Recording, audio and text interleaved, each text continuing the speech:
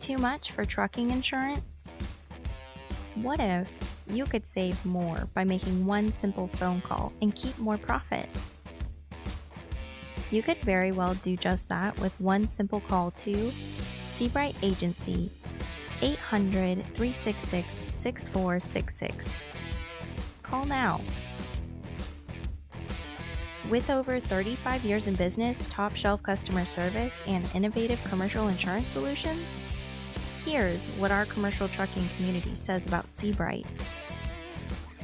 I haven't had a claim as of yet, but I would rate them at a 5 just based on customer service. How nice everyone is when I call with questions. Robbie. I am glad I made the switch. I saved roughly $450. A huge difference. Saving big with Seabright. Darlene. I have nothing but great things to say. Incredible answering my questions, helping me set up my policy, making sure everything is correct. Super friendly. Anthony. If you're a Swift transportation contractor, Contractors Corner Consulting Group and Seabright have a special rate just for you. When you call, mention you are a Swift contractor and you are interested in the Contractors Corner deal to save and keep more of your money in your pocket. Not a Swift contractor? No problem. Mention Contractors Corner and let us show you the savings. We asked the Seabright team to help us help contractors save and keep more money. What they came up with exceeded by far what we thought was possible. Call now to see what you can save. Seabright Agency, 800-366-6466.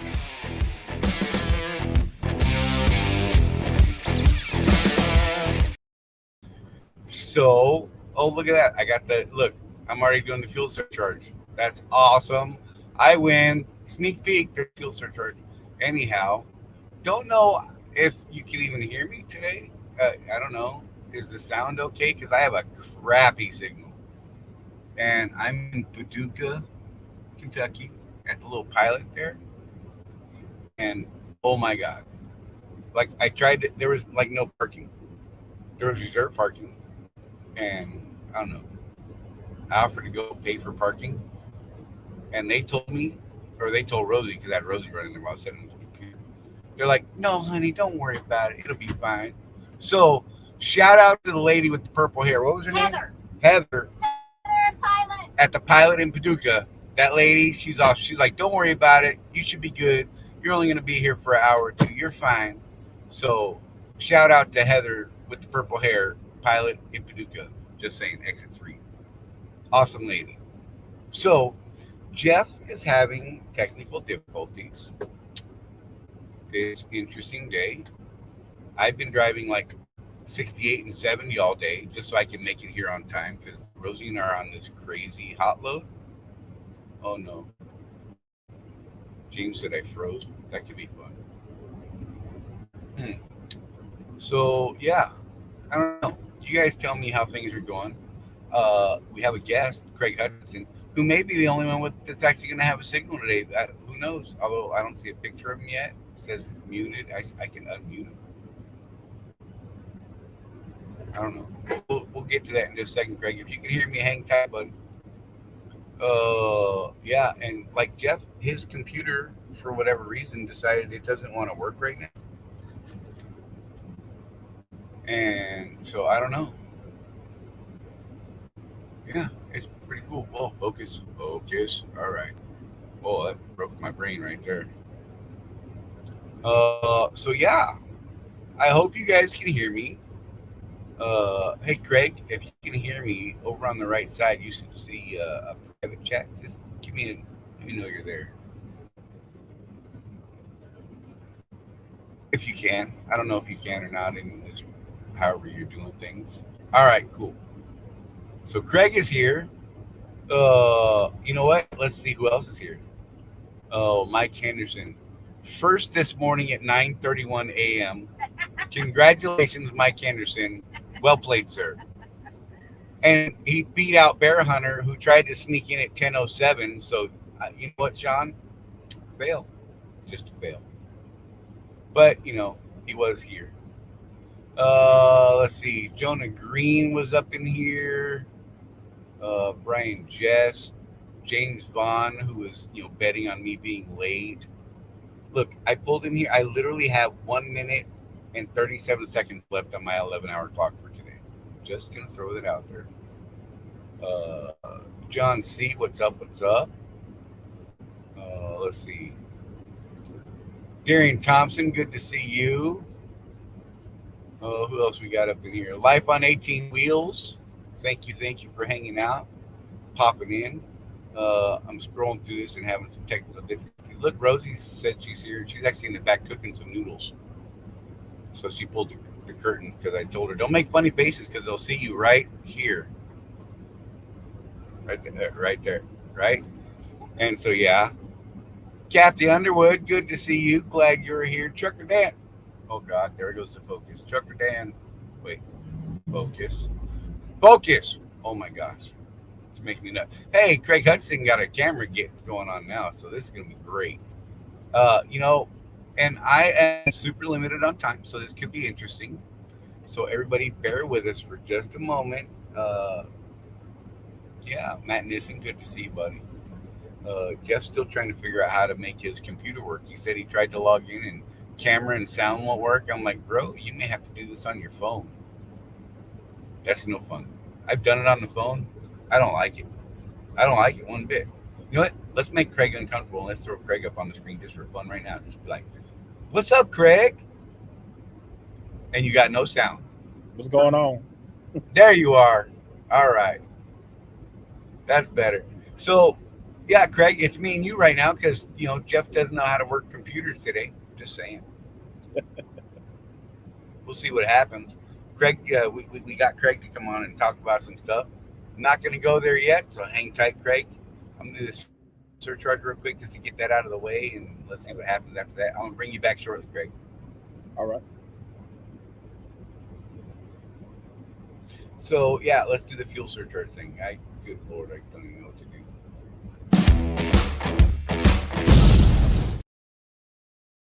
Wow. So, this week's national average went up 0.021. Is that right? I feel like that's not right. Why do I feel like that's not right? Oh, yeah, it did go up 0.021. Good Lord. To 3.815. I can't even make my mouth work, let alone a computer right now.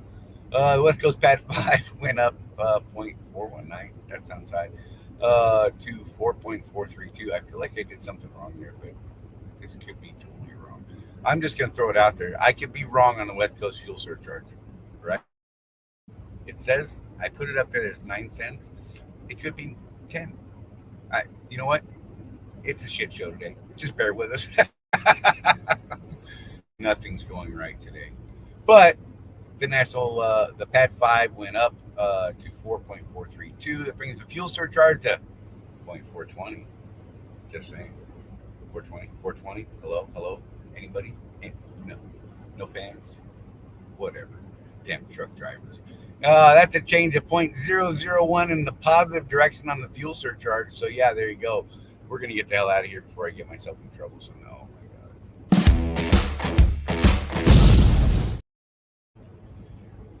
Oh, so yeah, it's a thing. Craig's getting loaded up in Wisconsin right now. I'm just gonna bring it in because I don't want to be by myself, Craig. I'm like, I don't know, man. It's one of them things, bro. It's Jeff is like, Jeff's. You know what is? I almost wasn't gonna make the show. Oh wow! Can you imagine if I hadn't found this parking spot? Because I couldn't make it anywhere else. Like literally, there's nowhere else to go. I had no more time, so Rosie would have had to do a pre-trip on the on-ramp over there at the fuel island, which everybody loves that, right? And then we'd have had to just beat feet and go. And Rosie's like out of hours. She's got like 8 hours and 20 minutes left on her 70. It's been a good week. We've been busy as hell. I did a thing. I went to California. Ooh. Right? That's what I said. We left the house Wednesday night, right? And we left the house pretty late Wednesday night. Had a 4 a.m. pickup up in the bottom of Atlanta. And we picked up, it was a great load, by the way. If they ever send you ABF loads, do them. I've never done an ABF load. All the time I've been here, I've never done an ABF load. Those people are amazing. Like seriously, like everybody that I talked to was cool. The load was ready. They're like, yeah, just go over there and pick it up and do this, drop it there. I'm like, that's great. Here's your stuff. Neat feet, bro. I'm like, nice. I'm out. Didn't have to talk to anybody again. Was just gone, right? When I got to the receiving end up in PA, now that was sketchy already, right? I got up to PA, and and I get to the ABF in Carlisle. I pull in there. You pull around, and they got this little parking area for trucks coming in to drop. You walk inside, hand them your paperwork. They sign it. They say, "Do you need an empty?" I'm like, "Yes, sir." He's like, "Cool. Drop your trailer right where you're parked right now in the little parking area, and the yard guy is gonna bring you a trailer." The hell you say? Like, I didn't even know how to act. Like, seriously. And they actually did it. They brought a trailer up front. So I was pretty stoked about that. And had a problem. Mud flap was hanging from one bolt like this. Right? So I had Rosie went back in and she's like, "Hey, is it okay if we repair this mud flap? We got to change it and all that stuff out there. Is it cool if we do it right here in the yard?" Dude's like, "Well, hell yeah, go for it." Again, hella cool, because a lot of places like, "Get the hell out of here, go hire somebody," whatever. So I think it took us 40 minutes. I didn't have all the tools that I needed. Usually I have a drill on the truck. I don't have a drill on the truck because I left it at home. And if I skip, I'm sorry. It's this shitty connection here. Don't know what to say. But yeah, so I'm sitting here putting holes in this plastic mud flap. I just flipped it upside down and I'm with my knife trying to drill a hole, 4 holes in this thing, right? Oh my God. Rosie takes the old one off, puts a new one on. We're out of there. Go to the Petro in Carlisle, parked there overnight. And then we had our load from Carlisle, PA to Fontana, California. That was a silo load, and that was amazing. And I did that thing. I sent a Mac 10 before we got to Cali. I'm like, "Hey, should we expect a load out tonight? Or can we expect a load out tonight? Any chance? Or should I go ahead and pay for parking before they sell out in Ontario?" Load pop. That was the response to my Mac 10, was a load out of California, picking up 12 miles down the street. Yeah. And that load went up to Denver. Okay, the ride to Denver sucked. I'm not going to lie. I-70 going over that giant mountain the other day, not fun. Stupid traffic on Monday. Like bumper to bumper traffic going up the hill and all the way down the hill and all the way into Denver and then all the way up to freaking Loveland. Traffic bumper to bumper the whole way. I was like, man, this is stupid. Then before we finish that, they're like, "Hey, how about a Coors load out of Golden?" I'm like, "Sure, why not?" So it's like 46,000 pounds or something like that right up here. Where's it going? All the way back to Albany, Georgia. So that's the load we're on right now. We have a live unload tomorrow morning at 8 o'clock, and we're kind of really tight for time. So it was a really good week. I mean, considering all things being what they are this week. So, Craig, how the hell are you, man? Did I ramble enough? Doing pretty good. All right, Staying busy cool. too. So, you know what? We should just dive into it, man. I'm sure maybe Jeff will show up. I don't even know, man. He's not answering my text anymore. Maybe he'll show up in the chat. This could be interesting. So, Craig did a thing recently. And, well, he's done a couple of things recently, right? He switched accounts. He's trying a new additive, which we're actually kind of excited about. But I think Jeff really wants to talk about the additive stuff too. But we wanted to talk about the account switch, I think. What was our big focus with you today? Was it the account switch or the additive? I think Jeff said the additive. Because you and Jeff were like working at it. Dude, I just been driving. And then bouncing on I-70 in the back of this truck was not okay. So, well, cool. Dude, let's talk about the account switch real quick, if you don't mind. Don't mind. What were you doing? And then what are you doing now? Was doing the Northeast Regional percentage account, running the Northeast primarily. We're doing really well on that until here recently, the Northeast has been crappy. Right. I had a conversation with my OOC about staying productive because I want to keep my business as profitable as possible. Right. She came up, me and her came together with a solution of trying to go somewhere else that may be busy. And Right. we looked at a couple of accounts. We looked at Costco first, and it was like, hell no, because heavy all the time, and they're not gonna get the miles on that Costco. And we looked at maybe doing some surge, but with the surge, they're gonna want you to switch over eventually to a contract. So she said, "Well, give this Right. guy a call Probably down some in Atlanta." crappy contract. Oh yeah, I said, give this guy a call down in Atlanta and talk about the refrigerator with him and see what they have to offer you. So I gave Alonzo a call, and that call went real well. Talked about Nice. problem areas, and my question to them was, where do you need help? What areas are you needing drivers to run that they won't run? Nobody wants to go to the north. So, That guy right there. He was thinking, what can I do to help? Where do you need help? It's crazy. The simple little thing like that. And that started your entire relationship with these guys on absolutely the best footing you could ever be in, I think. I don't know. I mean, is it working out so far, or how's the growing pains? Because, it's new stuff to learn, and different people and all it's that been kind of pretty stuff. good. Our first day down at the terminal, I met everybody: terminal manager, the new driver leader, the guy that's over refrigerated division, out of Nice. the head of safety on the reefer side there, and talked about what their expectations were and new accounts, and even brought up to them a different account that the Swift doesn't even have a footprint in yet with Really? Purdue, about trying to get into there, because that would open up a lot of opportunities, especially for teams. Heck yeah. That would be awesome. And Purdue I feel like we did Purdue at one point somewhere. I don't know. Maybe it was a broker load I did or something like that back in the day.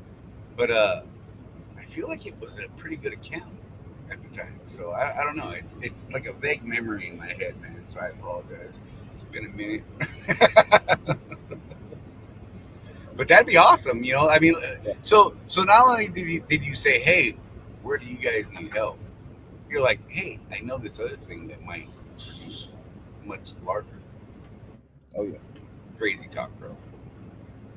because I did at Purdue when I was with Warner years ago, and we ran Georgia, Carolinas, all the way up Delaware, Virginia, Kentucky, Really? Maryland, Ohio, Indiana. And I did it training, and I used to turn 67,000 miles a week as a trainer on that account. 67,000? That's a lot, bro. 6 to 7,000 miles a week. 6 to 7. I got you. Yeah. Bro, I brained it. I'm like, I don't know, man. That's some rocket ship right there. That's a lot for a team. I don't like working that hard. I ain't gonna lie. I'll do 6 every now and then for fun. So, if we could get in there, that would be great. Right? That'd be awesome, man. For real. So where the hell are you at right now, Craig? Wisconsin. Give me 1 second. Oh, Craig's got to go do work. He's getting unloaded right now in Wisconsin. That's fun. So, yeah. So, how the hell are all you guys? I saw you guys checking in. Billy Dies. I see you made it. Welcome. Matt Nissen. I don't remember if I said hello to you, but hello, Big Matt. Man, I need to meet up with you. Get a little hug session going. That sounded weird, but you know what I mean. I don't know.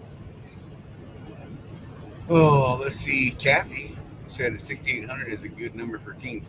That's a lot to me. Like, I knew a team that ran 7,000 like regular, and I was amazed by it. They ran FedEx. They were on a FedEx dedicated, and that was a lot. Like a lot.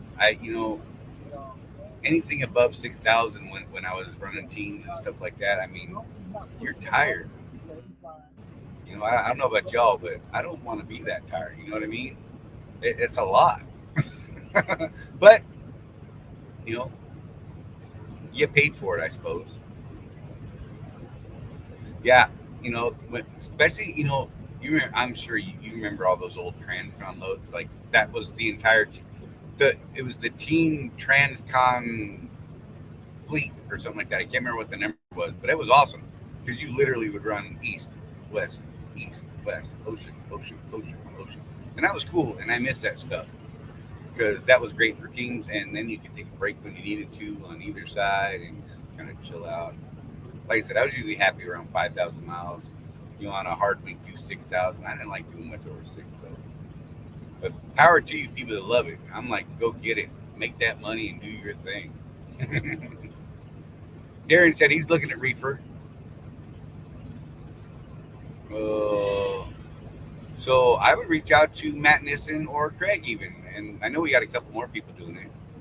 And I bet you can get some pretty good information out of them if you need any. Yeah, Matt switched over to reefer back in February. You still doing well? You still happy there, Matt?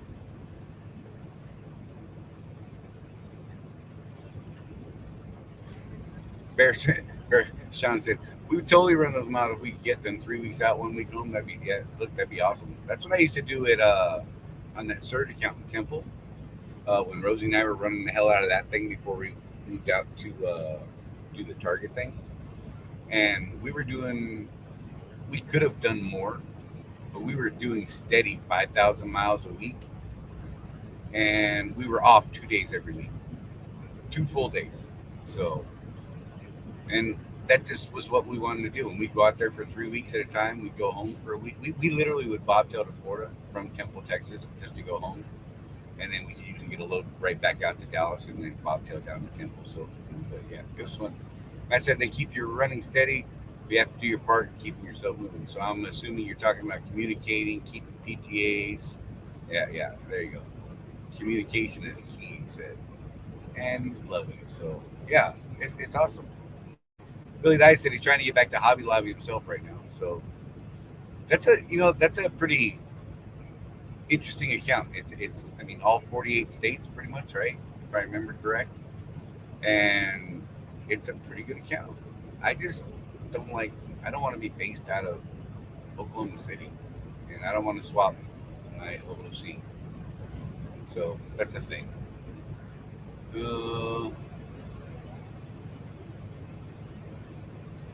Yeah. Well, Kathy, I'm doing pretty good. I know quite a few others that are doing really well. We have some that are, you know what I mean? If you're talking about the Hobby Lobby teams, Bear Hunter, if you're here, Bear Hunter, Sean, chime in. Oh, you're still here. I know you're here. He just started on it, and I think they're just now starting to get into the group.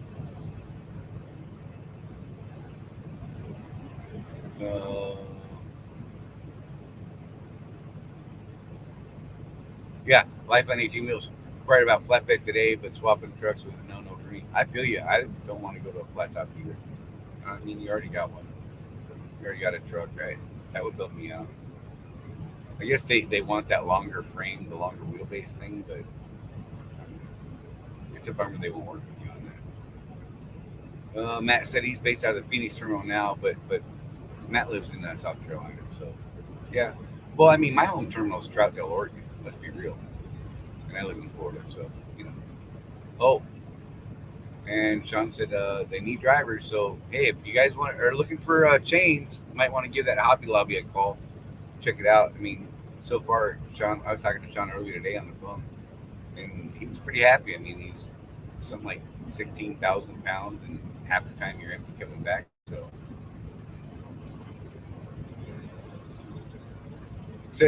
Sean said it's been much better than ERF or Expedited. Sean, maybe you just people off at Expedited. Is that possible? I don't know. I love you, man. It's all good. Billy Dice said it would work out for me. I live close by, so it would work out for me. But I have to be a team truck. Wait, are you a team truck or are you a solo, Billy? Are you asking if you have to be a team truck? I don't know. John, Answer that question no matter what. In either way, do they have to be? Do you have to be a team to run Hobby Lobby? Is that like a requirement, or do they have solos? Do they need solos? Do they want solos? Am I still here? Am I frozen? I'm probably frozen.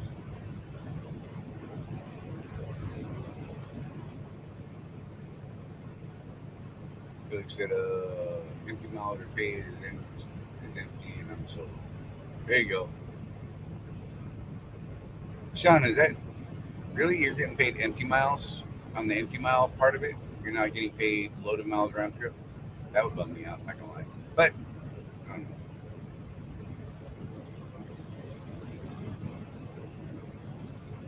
I figure if I have to take their trailer back, they should be paying me loaded. It's my argument with Target.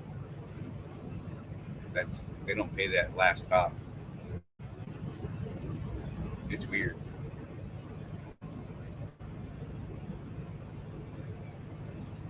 Drake said mostly teams, maybe 20 solos total. Billy said that you have to be a team at this time, so it sounds like Billy's talking to somebody too. But yeah. Matt said, on reproducing, there really is only 3 main terminals that I keep up with as far as contacts. West Valley, Phoenix, and Atlanta. Atlanta handles the East Coast. West Valley is the Central. Gotcha.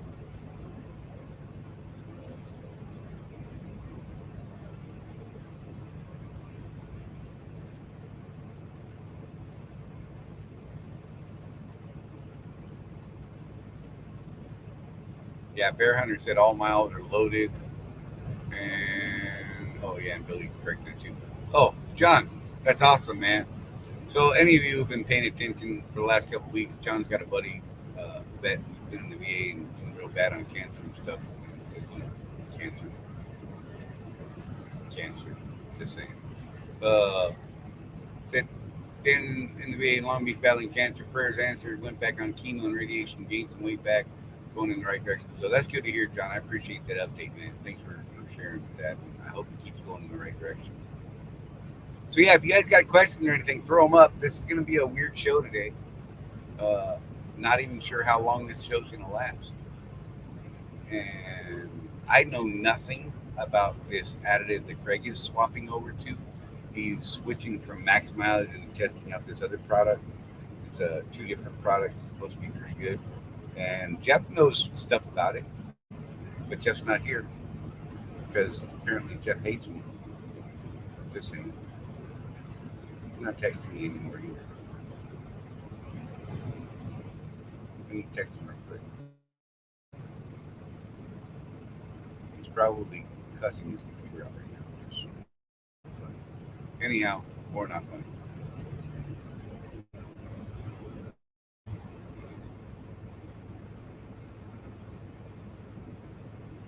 Oh, sorry to hear that, Matt. Matt said if y'all keep my on their prayers, she's not doing well, she's not going to heaven's door. Man, there's too much of this crap going around. I'm not a praying guy, but I'm a positive vibes guy, so I will throw those out there in the world to spread around.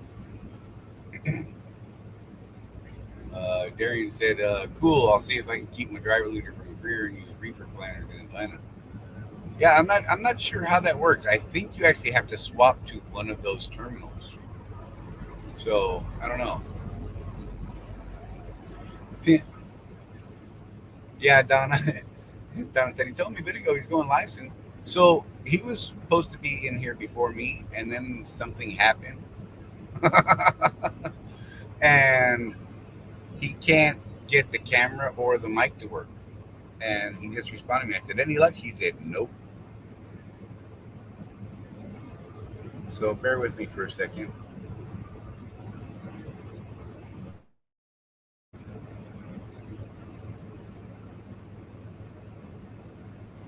We'll see if we can get him in a different way.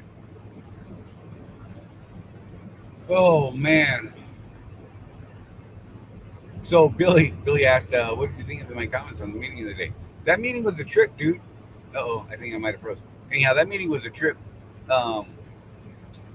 Yeah, I got some stuff I'd like to talk to them about and you guys and see what we can do. And, oh, Craig's looking beautiful with his masks and stuff. Look. Oh, Oh, yes. Yes, sir. I caught you. I caught you with the nets on. Man, that's so much fun. Oh yeah.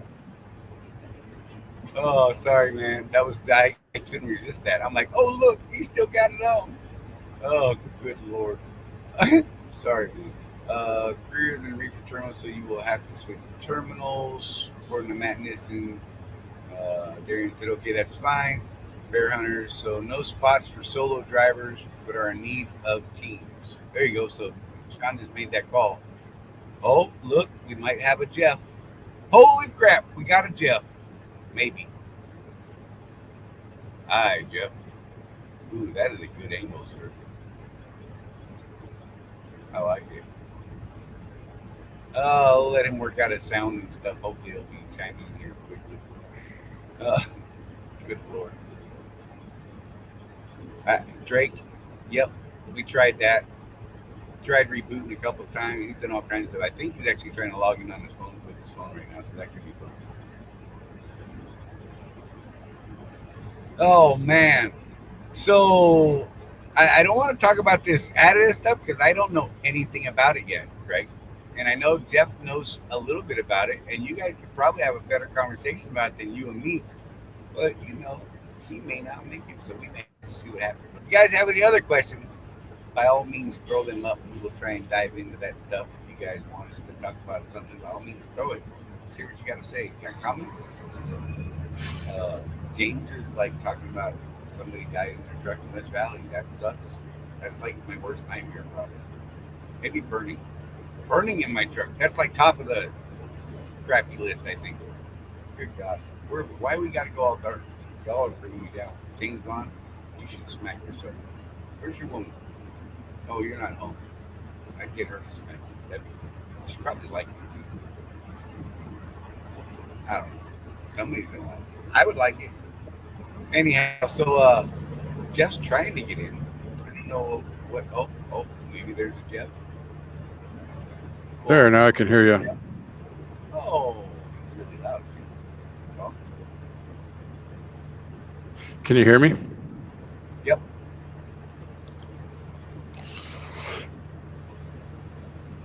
So you're having fun today, Jeff? No.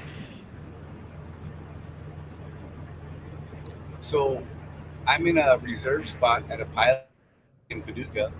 And what was her name again? Heather, the lady at the pilot in Paducah at exit 3, said, you know what, don't worry about paying for it. I'm sure there'll be enough time. Don't worry. I just can't pay for the spot since I was blocking up. There was nowhere else to park. And I literally parked with like a minute and 37 seconds left on my log. Oh. So we did the fuel surcharge. We talked to Craig about his switch from the percentage to the reefer thing. And I'm playing to make sure I can do everything that I normally do. right, I'm like, look at you going through all the messages. Good Lord, man, it was just making my eyeballs hurt. But yeah, and I didn't want to talk about the additive stuff because I don't know anything about it. So what? Open the additive stuff. What makes you think I know about it? Because you pay attention and you and Craig were talking about it and I'm putting it on you guys, so there. And I do have to bounce in about an hour of the show time. Just be aware. So Craig talked to Kevin and Bruce about this, right? Yeah, talk to them today about it. And so you guys haven't gotten into it at all, what this stuff is? Yeah. No, we haven't. We probably haven't. Okay. So Craig, tell everybody how this all started. You were following some other dudes and they were talking about this other additive that they think might beat max mileage for everything. Joel and his brother that comes on Kevin's show once a week. They Joel talks about running the hot shot, the everyday diesel treatment, versus running the catalyst in the trucks. And because of the cetane, which it gives a boost to the fuel, as well as adds lubricity, because Let's see it up there again. There you go. yeah, we've got Nice. the worst diesel. And what it does is it does similar to what the catalyst does, but also gives you lubricity and cetane, which increases the power of your fuel, makes your fuel burn better to produce more power. And the lubricity is important to keep all them moving parts in those fire chambers okay. Yeah. Because they've been seeing fuel pumps starting to go out at a certain mileage, and more often now than before. And believing it has to do with the lubricity. Really? So, for those of you that have been around a while, and I brought this up with Craig, listening to Kevin for 15 plus years, Kevin Rutherford, all this cetane, most of the additives, he did tests on a lot of this stuff over the years, and most of it's just snake oil, really. And they're starting to change their tune on that now, Craig. Is that what I'm hearing from you? Yeah, with the extensive studying that Joel has been doing with Hot Shot, and they've even signed contracts with him to guarantee that if anything happens to any of his trucks, they will replace motors, whatever. But they guarantee this product has been tested by a team of scientists and labs. So. Okay. And just so so people know, Joel, give a quick background on Joel in case he's not watching Kevin's show. Like, this dude has like the craziest fuel mileage. Oh yeah, all of his Volvos are getting 10 plus MPG. I mean, they do run light loads, but they're still getting high 10s, close to 11 in MPG. So we have to have a disclosure here, though, guys, because this is the dude that over the years has been willing to spend thousands and thousands of dollars to improve his fuel mileage by 1/1000th of a mile per gallon. Right. He's that kind of guy. I mean, I remember listening to him when he first contacted Kevin, and even Kevin thought he was a little weird because he would literally like do these things that would never pay out. There was no chance of a return on investment, but he would do them to prove a concept. And so now, years later, he's figured out these things actually have a return on investment, so that's what he uses in his fleet. But man, Right. This dude spent some serious money years ago trying to figure out exactly what did pay out and what didn't. And so that's who we're talking about. Is this is a dedicated fuel mileage guy, like super dedicated. Like, he makes us look like idiots. I mean, complete and utter idiots when it comes to this stuff because of the amount of research they've done. It's crazy. Kevin has even said that Joel has him beat when it comes to fuel mileage. Kevin said he used to think that he was the number one guy when it came down to fuel. But Joel has him beat. Yep. Yeah, So I told you, Craig, it took talking to Kevin, it wasn't Bruce then, it was one of his engineers, and the DPF alternative guys to get me to even try the catalyst, because I am one of those people, I'm really weary of putting anything in my fuel, because there is just, those of you that have been around way back remember the whole AMSOIL scam, and they almost went out of business. They got sued so hard back in the 80s. Obviously they're still around, and so they changed their stuff and their marketing and everything, and now they're a little more legit. But so I'm really hesitant to put new stuff in my fuel. So I told you, I said, hey, why don't you do this thing and we'll see how it pans out for you, right? And so you made sure that you had no catalyst left in your tank.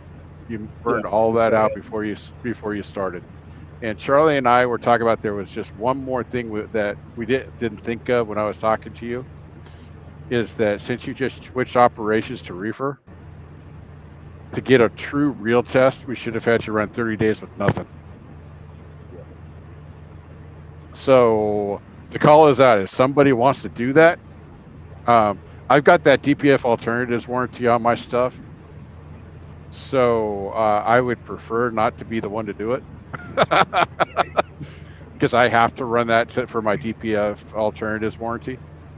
But if someone wants to run their tank completely out of that catalyst, run it for a month to get a number for 30 days of not having anything, and then switch over, do what Craig's doing, we would love to see as many people do that as are willing to do it. Because we're going to have data from Craig and these other guys. The more data we get, the more sure we can be on what this stuff is going to do. But let's talk about the cost of the everyday treatment for a second, because I ran the quick math on it. And so what you need to be aware of is it costs, what did we figure it out, Craig? Like 3/100ths of a penny less expensive than the catalyst when you look at what a bottle treats.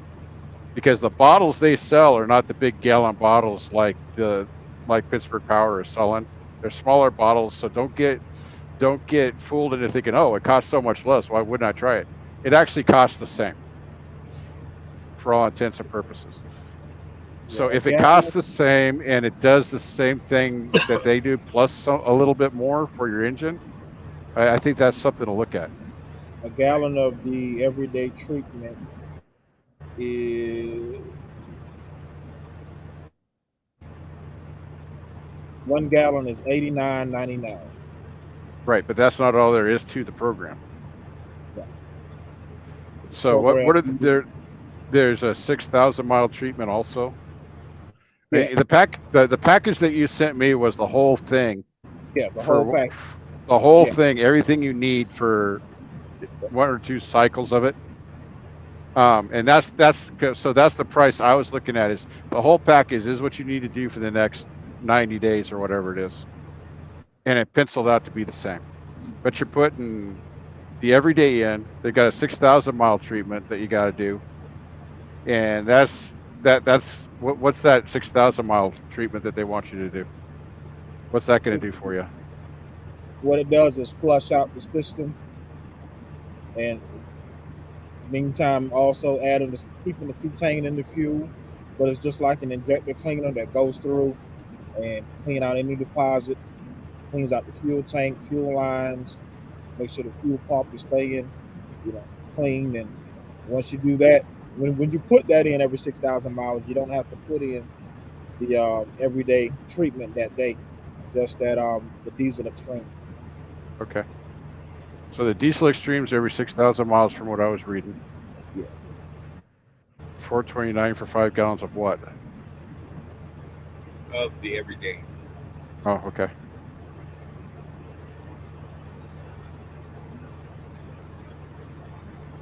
So for the same price, the duty cycle of all this stuff put together is about the same. So what we were discussing was, there we go. Got the diesel extreme, the everyday, and for $259.96. So about the same as 1 gallon of the max mileage.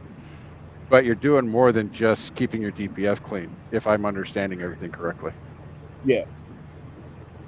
And so Bruce is the one that's selling and marketing max mileage. What did he have to say when you talk to him? Yeah. And see, that's another thing I want to point out too. We're not saying that the max mileage does not work. And this stuff works with newer trucks that are spec'd correctly.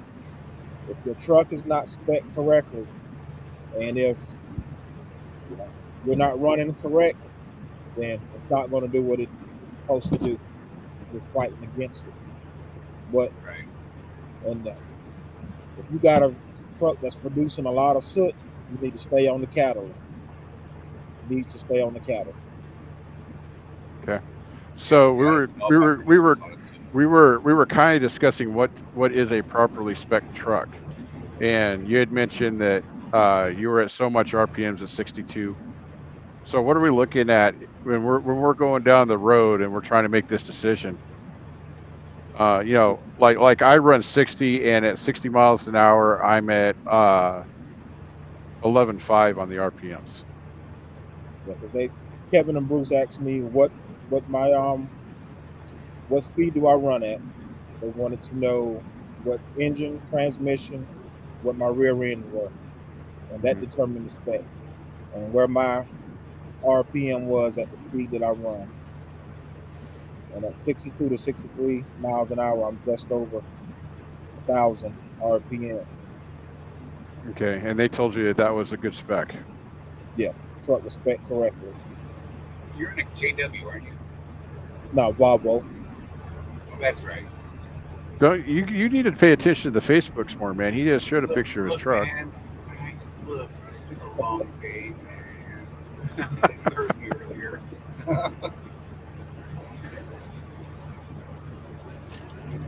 So yeah, that's but since Joe has Volvos and Joe has, this partnership with Volvo, where him and his brother both have trucks in their fleet from Volvo that they're testing, helping. Volvo wants to be the number one truck on the road when it comes to fuel efficiency, when it comes to longevity, and right now they're working to do that with their new compound turbo, the iTorque engine. They're producing power at 1,000 RPM. They're pulling at low RPMs what other trucks aren't doing, more efficiently, not producing the foot, but they have to be spec right. And you can literally walk into a Volvo and say, I want the fuel efficiency version truck that Joe has, and they will order it. Nice. That's awesome. When you got that kind of relationship with someone, hell, with an OEM, let's just be real. You're doing something. Like Jeff said, it comes from him spending, they're not just going to do that for anybody unless you're spending money and stuff like that to go into those relationships. So money. So the question still remains, though, Craig. I drove Volvos as a company driver. They were nice. I enjoyed them. Really, they're very luxurious on the inside compared to a Freightliner for sure. But you know what the problem has always been with that company is parts distribution. Are they working on that part? Because you had a Freightliner at Kenworth, you could have parts, next day. Volvo next week maybe. Right. That's always been an issue with that company, and that's always kind of been their Achilles heel, if you will. Right. It's not that they don't have great trucks. If they do break down, though, man, you better just plan on a rental. Wiring. Oh yeah.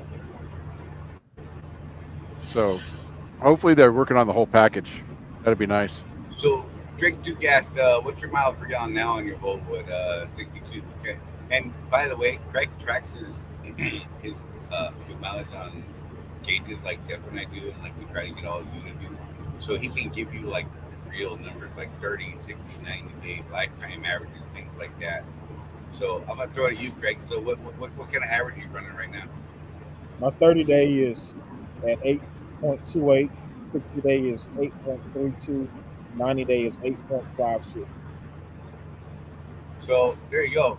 But and people need to keep in mind, like to me that sounds low. But you're running northeast, all of that crap up there, heavy, light, kind of mixing it all up type of deal. That's what the operation has been for a while for you, right? Yeah. And that was before making this switch. So in a month, we definitely got to get Craig back, and we'll get it back out of here for sure. And say, okay, man, let's see the new 30 day, because now there's a record. We know what your 30 day is right now. Right. We know your 60, 90 is. Let's see what direction they go. And it's look. We've seen some really good things with some Volvos, and we've seen some nightmare Volvos. I mean, it's a thing, Well, you either get a great one or you get a. Yeah, that's what's kind of weird is that, like, you know, Volvo put Matt Wright out of business basically, right? Right? And we have other people that are getting 9 miles to gallon and no maintenance problems. And we don't see very many people in between. It's kind of weird. And Mike Henderson, Yeah, right? he sold That's that real. story he sold that story several times, and it's just he's one of our heroes. Bounce back from something like that. We talk about you a bit with people. We do. But don't let it go to your head, man. Ah, shoot, did I inflate his ego? Dang it, Tim. So one of the things too is that Craig actually sent us a screenshot of his Gauges account the day that he did this switch. Right. So we have his numbers from, what was it, yesterday or the day before, 30, 60, 90. And then we can bounce that against what he's got at 30 days, 60 days, and 90 days from then and see how this stuff is working.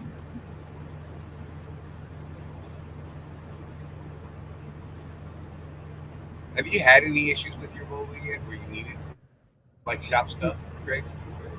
No, I haven't had any issues. Yeah. Yeah, so I don't know how that whole supply chain is working on that end either. Kathy said, that's with all our trucks. Our first KW Swift was constantly in the shop and it was brand new. KW, just, oh, my bad. Well, Just y'all, get mad, people. well, my story about my 2012 Freightliner. Right. That one cost me, the last 12 months I had it, cost me almost $30,000 in maintenance that year. And I learned something from that, guys. That was the first year with the diesel exhaust fluid. Equipment is equipment, whether it's a truck or a computer. Do not buy the first generation of something. Right. Drake, dude, I had a lemon with my 17 JW shop every 30 days. Look, 17 was a horrible year for trucks. 16, Everybody. 17, I think it was. 16, 17, It was 17, 18. Even. Okay. It was 17, 18 because it's when the new body style came out. Right, and there was a new emission standard that they hadn't even really figured out the one before it, and oh my god. Well, here's the crazy thing, Charlie, is I found out what was wrong with those 2012 trucks by asking around. Mm-hmm. And so a lot of people don't know this, that in 2012, Swift actually sent a couple thousand of those trucks back to Freightliner and told them try again, because they had the same problems I was having with mine. They didn't tell me that, of course, which kind of hurt my feelings a bit. But what it was the original feeder system into the doser injector for the DEF had no lift pump. It was all pressure regulated.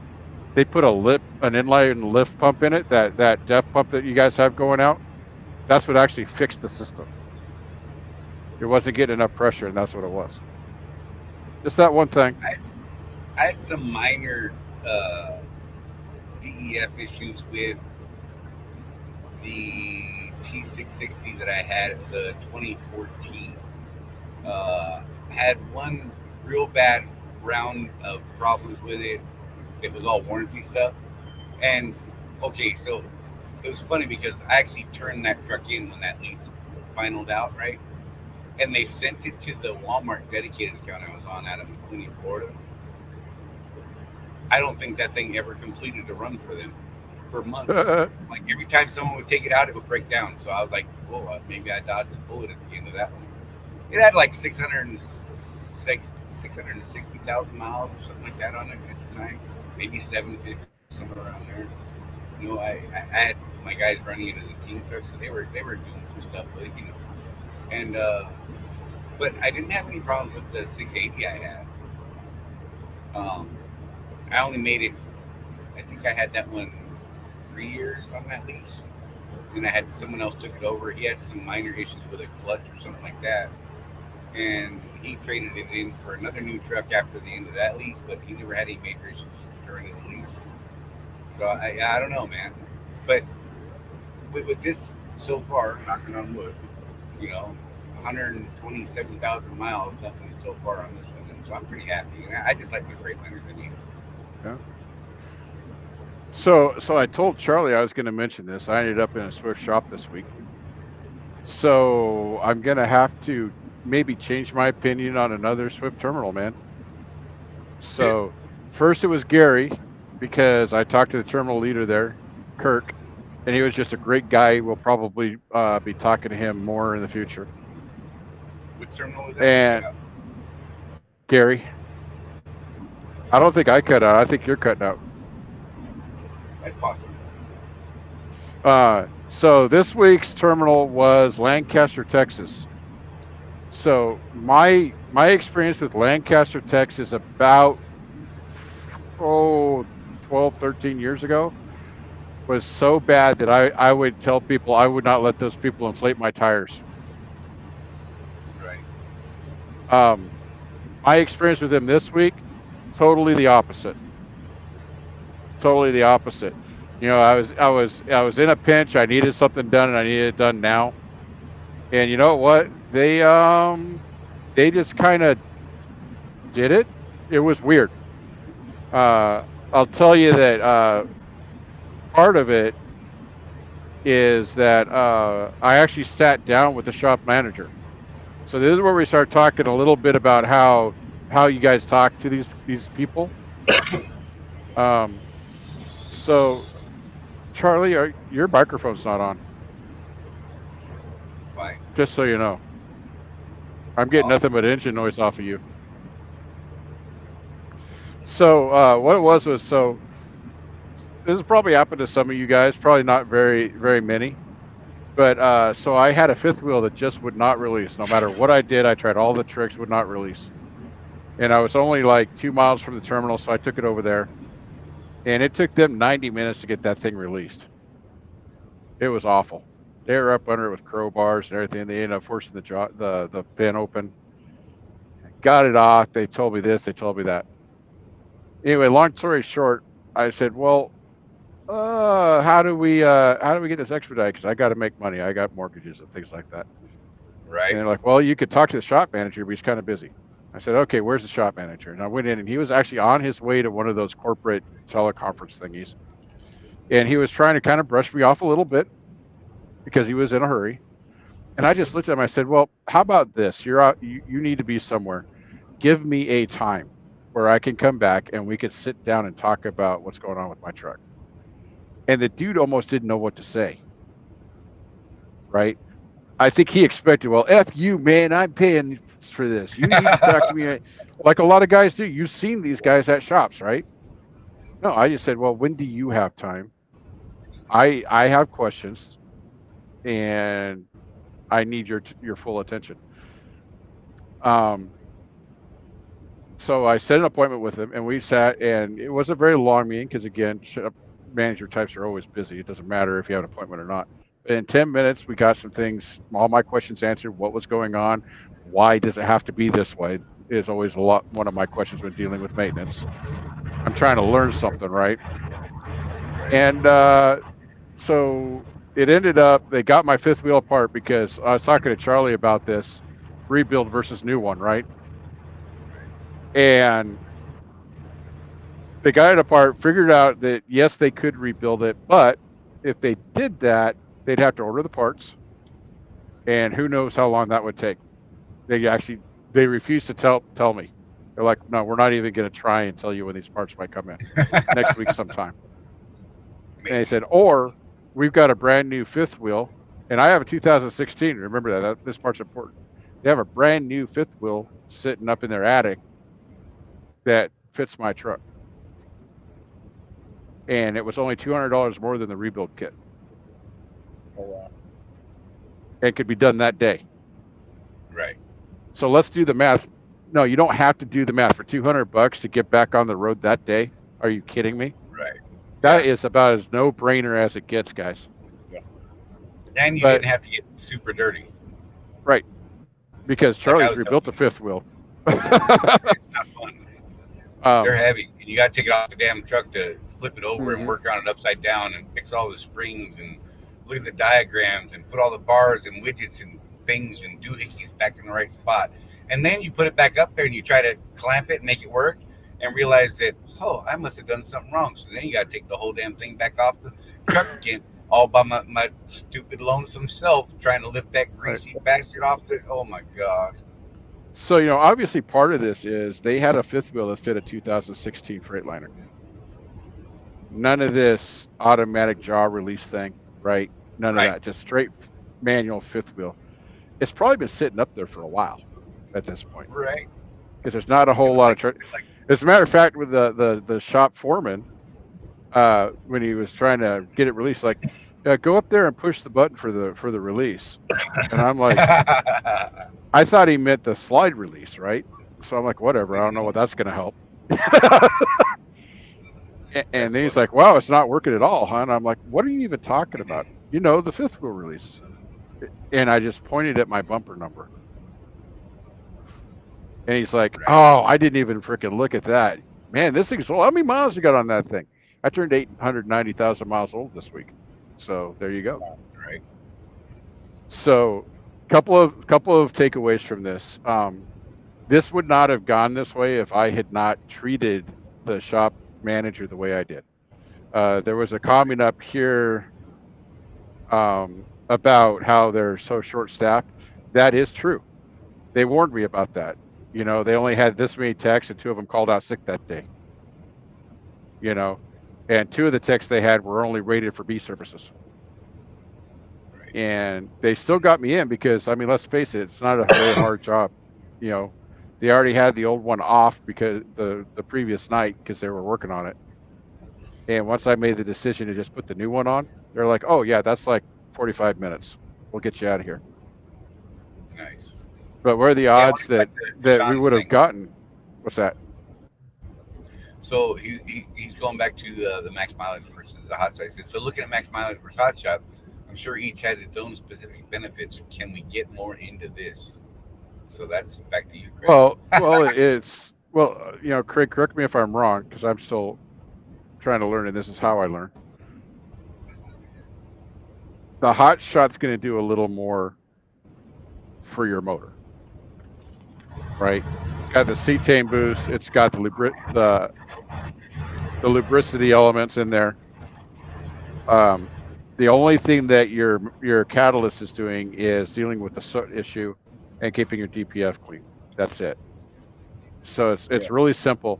You know, this would be like using the max mileage and then putting some Lucas in there, right, on top of the max mileage.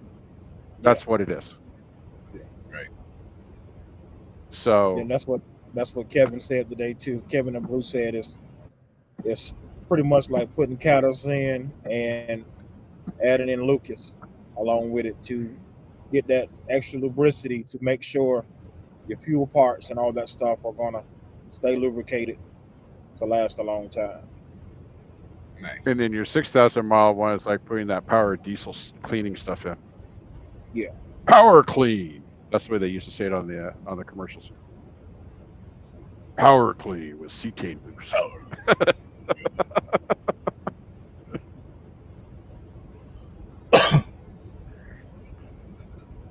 So I'm just trying to get caught up. There's something I started. Let me go back to that real quick. Oh, of course, life on saying that the catalyst doesn't work because the catalyst, it does work. Right. Catalyst does it work. Does, well, you know, it does what it's supposed to do. Yeah. You know. What's the stitch on the load board? I think they missed a couple stitches, bro. I didn't say. I can tell you that it's working again. One positive thing I can tell you guys, though, so I was telling Charlie this earlier. For about the last 6 months, you know, I live in Salt Lake Valley there. And it's been kind of tough to get freight out when I leave the house. Nothing on the load board except maybe going up to the northwest. So I have a load going up there. My next load goes up to Ogden, so I was looking for my next load because I need to spend another week or two out before I go on vacation. And between today, right now, when I looked at it before I came on the show, and Saturday afternoon, there's 5 pages of loads out of the Salt Lake Valley. And I haven't seen that in a really long time. So I think we might be turning a corner here. Hopefully it's not just a little bump. And I haven't really had to do a whole lot of begging for freight either. Well, this week and the last week we were out. I mean, I don't know. And the expedited people, they don't. I promise you, they're not treating me special. They're like, bro, get in line. We see you. Make sure your PTA is right, or we're gonna not plan you because of what to tell you. They're literally planning my PTA and things like that. So, Bear Hunter asked, so if I'm not having soot issues, I would benefit great from the hot shot. I think so. From what I'm learning. Yeah, your engine is not a dirty engine, but it's not producing a lot of soot, then yeah, you'll benefit greatly from it. But if you've got a truck that's been spec wrong and it's, the emission is out of whack, you're creating a lot of soot, then you definitely want to stick with the catalyst. So I'm going to ask you a follow-up there, Bear Hunter. Are you using catalyst now? Because here's the thing that I'm concerned about. You're using the catalyst, right? So you think you don't have a soot problem. But what if it's because you're using the catalyst? And how do you know you don't have a soot problem? So what I'm really in favor of doing, if you want to spend the time and roll and take the risk, go without the catalyst for about a month and see what happens, and then start on the other one. Because I think now that I think about it, guys, that would be a good thing to do just to make sure you don't have a soot problem if you're on the catalyst. Let it see what it acts like without it. And if you develop a soot problem, you probably have your answer. Bear Hunter said he's on this right now. Charlie and I were talking about how expensive that is. Right. Just to get back to Billy, Billy said the same thing happened to him with Greer. If you remember, the shop manager almost refused to work on his truck. We sat down and talked to him a little while, and guess what? He worked on the truck, Yeah. Just having a conversation sometimes makes the world. And guys, if you feel like swearing at the guy, go outside and swear at the wall first. Right. Get it out your system. Don't go in there hot and heavy. Sit down and have a professional conversation with these guys, and you would be amazed at what happens. Or what could be fun is pound 4 monsters, and then go in, because why not? Then they think you're a tweaker and they're afraid of you. Oh Lord, that could be fun. So, Greg bounced on this for a minute. I'm sure he'll be back. He's getting loaded, probably putting his face net back on and his hair net back on. God, you missed him, Jeff. He came back in and sat down at the camera, and I threw him back up on the screen. He still had a face net on and a hair net. Oh, I'm like, yeah, that's a keeper. Picking up at a food place? Yeah, he's getting loaded or unloaded or something right now. So, if you guys got any other stuff you want to talk about, by all means, throw it up. And the load board meetings for us, we're on Tuesdays, and apparently they've been changed back. Oh man, my whole laptop just fell. That was great. My steering wheel fell because it's sitting on the steering wheel. Anyhow, focus. There we go. Oh God, come on. And then the load board meetings were on Tuesdays, so we can come on Tuesday show and tell you what the update was for the week, or not an update, whatever the case was. They've now been moved to Wednesdays again, so we're going to be a week behind on that, unless you're a part of the private Facebook group with contractor people. That's where that's at right now. Yep. Let's see. So I wanted to bring up trip leasing a little bit too, while we still have time, Charlie. Because I talked to Becky about that. I'm actually at the Phoenix terminal right now. Lounging out in the 106-degree frickin' heat. Anyway, oh man, full air conditioner, man. But so there was a question on the private Facebook group, about why do I have to do this? Why do I have to do that? And a couple of people chimed in, so I didn't feel the need to answer. The questions were answered. But here's the thing. I was talking to Becky about this. If you're going to trip lease, make sure you understand what is required of you to be able to trip lease. I mean, talking to the people that on the office side that deal with paperwork and things like that, I'm not kidding. It's like 90% of the people that go out and trip lease end up losing their trucks simply because they don't do what they're supposed to do while they're out there slinging loads for other companies. You have obligations to IEL. You have obligations to Swift if you're going to trip lease. You have to do the paperwork. You have to make your payments. So I talked to her, and I think we're going to do this on a pre-recorded. We're going to record us talking to Becky because she's like the person that you contact for trip leasing in the division anyway. So we're going to do a little class on here's what you need to know about trip leasing. And we're going to get that up in the next couple months. There is a reason why Charlie and I have never done this. I mean, it's a lot of work for very little return as far as what we can see. We maintain that the best thing to do is build your relationships. Keep yourself moving. I recently got involved in another group that I'm not going to give them an advertisement, but dude, it's basically a new OIDA type group that started last year in 2022. And boy, I'm watching their conversations. Most of these people won't be in business next week. That's how bad the conversations are in this other group. And what I've learned from that is going out there and slinging for yourself. They're talking about rates out of like West Valley City, Utah, Southern California, all over the United States. They're complaining, man, what's with this $1.65 freight? Right. Who's taking this cheap freight? You're ruining it for all of us. That sort of thing.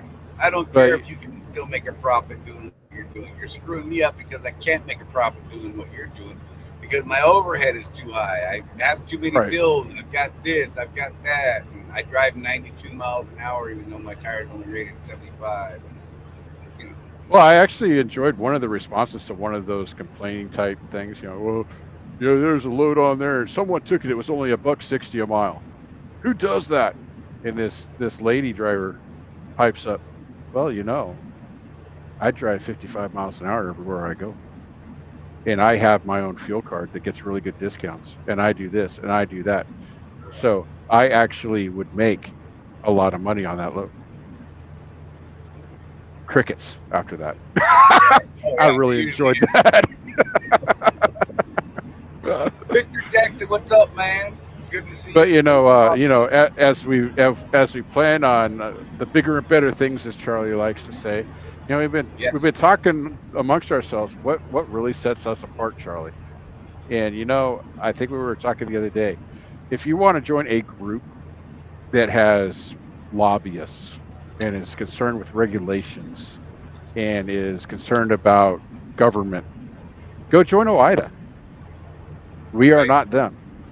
What we are about is the individual operator. How can we help you, the individual? Contractor's Corner.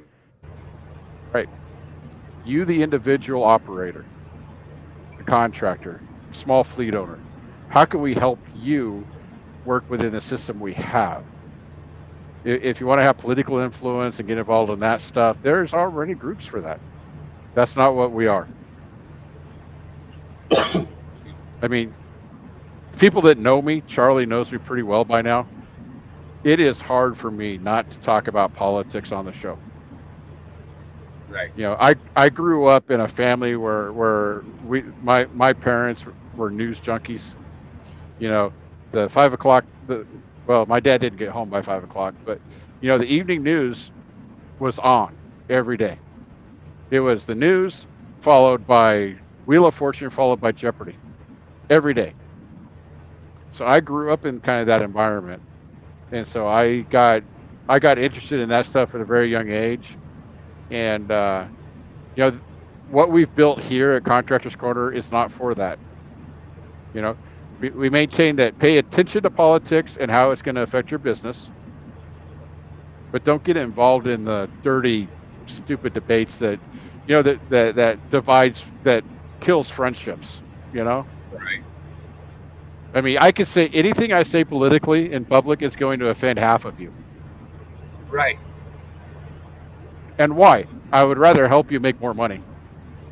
Right.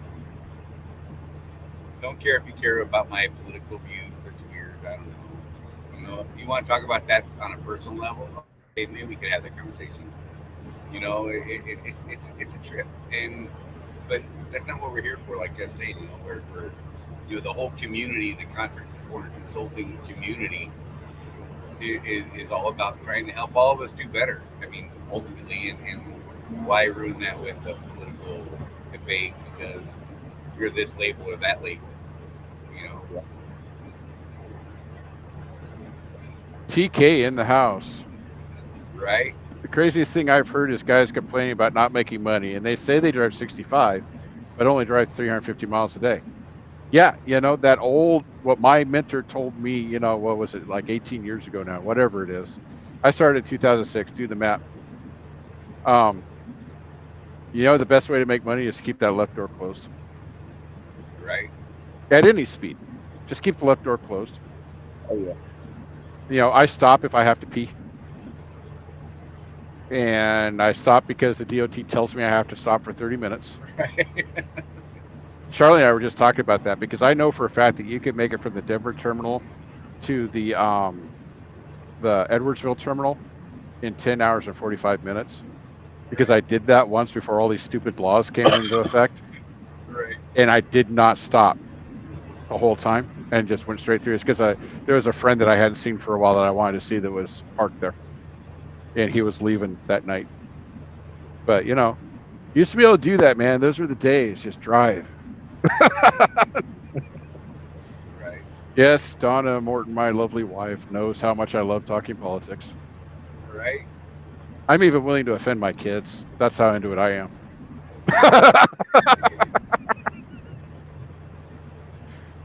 Listen to her, like Rosie. I feel overworked, boss, going 600 miles plus a day. Whatever. I did Yeah, 655 today. Rosie, you know, you might have a reclassification suit against your boss. I'm just You know saying. what? She's got a better chance at a harassment case, sexual harassment, because one of my requirements for my in-truck employee is I need to be able to buy her, touch her butt. I'll buy her tacos. That's fair to me, right? Is that never mind? Oh, oh Kathy, she's well taken care of. Get back in your hole. Wait, you need to get out and pre-trip. Get Yeah, out, you know, pre-trip. you know, Charlie, you know, we opened the door on this. The ladies are going to start coming out, so you got to be careful. I like it. Look, she's excited. See, I know my woman. Tacos, she said. Look, I know how to keep her happy. Don't go dark. Tacos are in on this thing. James Vaughn says HEA and OIDA are the same in my book. They're pretty close to the same. Oh yeah. This organization that I was turned on to by one of our members only started up about a year ago, and yeah, they're the same. I won't even join their Facebook group because I laugh for hours with here and Jeff talk about it, and it would make me crazy. Listen, Well, every once in a while, one's good enough is I send him screenshots of some of the comments. Oh, they're great. They're amazing. There's a lot of I don't even know how to put on his shoes. well, there's a lot of, and this is human nature, but it's something that if you want to be successful, you have to give some serious thought to changing about yourself. Human nature is, it's not my fault, it's that dude's fault or that organization's fault. And these more political organizations are all about that, you know, stirring the pot. And yeah, you're right, it's the government. It's the government. You know, come join us and we'll help you against the government. And you know, the United States has a rich tradition of that. Protest and lobbying and legislation. It's who we are as a country. it's part of being a democratic republic. But we just feel there's already enough groups doing that. We don't need to fill that role. Right. That's a good comment right there. TK said, I told this driver it was possible to do 600 miles a day at 63. He told me I was BS. I wish I still had my trip booked when I rode with Jeff. Told him about the show and he still didn't believe me. So, there you go. What are you going to do? Yeah, Kathy's agreeing with you. I agree. I mean, come on. I'm going to have to bounce here, man. Do you have a end broadcast button and all that stuff you need? Yeah, well, I have to go pick up my next load early. So if we can be done. Unless Craig, what else you got? Man. You're a much better guest than Alan Becker. So we thank you for that. I'm sorry for your ears. That was wrong. We love you, Alan. Well, Alan, you've met Alan, right, Craig? I haven't met him in person. Okay, so he's kind of larger than life in person. You put him in front of a camera, and he's just like, yeah, you do this. No expressions at all, man. Yeah, just gone.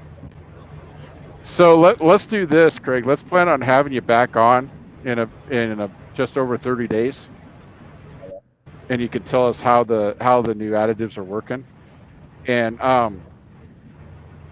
you guys that want to do this, get on the private Facebook group. We do have a public Facebook group for you guys that are non-Swifties. We do have a public Facebook group. Right. Our contract. That's okay. I don't understand technology. So get on one of those pages, groups, whatever they're called, and let us know how it's working for you if you want to get us some data. And I'll post some stuff in the group, more information on it. Yeah. Let's see. You guys got any last questions? Please throw them. Craig, dude, for real, thanks for popping in with us and for dealing with our shit show today, because technology is not our friend today, and we're both on the road. Everybody's trucking, so Jeff missed me when I had on my hair nets. Oh, I'll catch it on the replay. Right. By the way, speaking of the replay, if you guys are out there watching the replay and you made it this far, tell us down in the comments. Say, hey, I made it this far. Or if you got questions you want answered, throw them down there in the comments. Don't do it after the show. Don't do it right now in the live chat comments, because that doesn't count. Do it in the comments after the broadcast ends, down there in the comments section on the YouTubes that we like to say. And let us know what's going on. Let us know if there's something else we can dip into that you guys want to check out, you want us to talk about more. Again, we're working on the website. The website's up. It's not amazing yet. It's actually pretty good, actually. It's getting better. Getting better. Yeah. I was thinking about it. I'm like, wait, no, it's totally changed from the last time we really talked about it. So there is some stuff up on the website, so check it out, contractorscorner.cc. It is under construction and a work in progress, and we're going to have that thing finalized here in the next couple of weeks, it sounds like. We will definitely be dipping into some more info on our private community that we're working on. We'll be putting that out, and that's not just for Swift contractors or any of that. I mean, we're opening this up to the masses because most of what we talk about is running a business, not a business at Swift or at Knight or at Snyder or here or there or whatever. It's running a business more efficiently, getting yourself to a place where you can, maximize your bottom line by running yourself more efficient. I told Jeff, like the fuel card, things like that.